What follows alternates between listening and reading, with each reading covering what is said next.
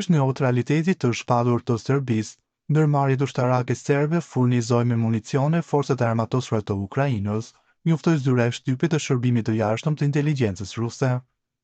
Pavarësisht neutralitetit të shpadur nga autoritetet serbe, ndërmarrjet ushtarake serbe vazhdon të furnizojnë Ukrainën me municione. Për këtë përdores një skem që përdor certifikata false të përdoruesve përfundimtar dhe vendeve ndërmjetëse. Sa i përket këtyre të fundit, më së shpeshti përmenden vendet e NATO-s, përkatësisht Çeki, Poloni dhe Bullgari, thuhet mëtej në deklaratë. Shtohet se kohët e fundit në këtë skem janë përdorur dhe vende afrikane.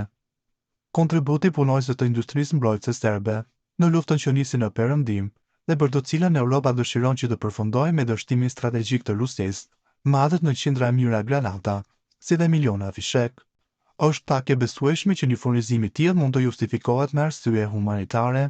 Ai ka një qëllim të qartë, të vrasë të çojë në paralizë personalin ushtarak rus dhe popullsitë civile të Rusisë, theksojnë shërbimet ruse të inteligjencës.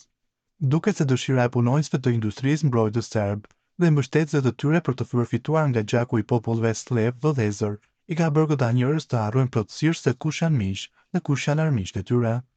Rusia ka dhënë ndihmë serbëve shumë herë në momentet më të vështira të historisë së tyre, nënvizohet në deklaratë. Të kujtojmë për shembull çlirimin e Serbisë nga perandoria osmane para ndalimin e katastrofave kombëtare gjatë luftës së parë botërore, negociatat me pushtuesit fashist dhe bashkëpunëtorët e tyre gjatë luftës së dytë botërore, bombardimet e NATO-s në Beograd dhe tragjedinë me Kosovën, përmbyllin rusët.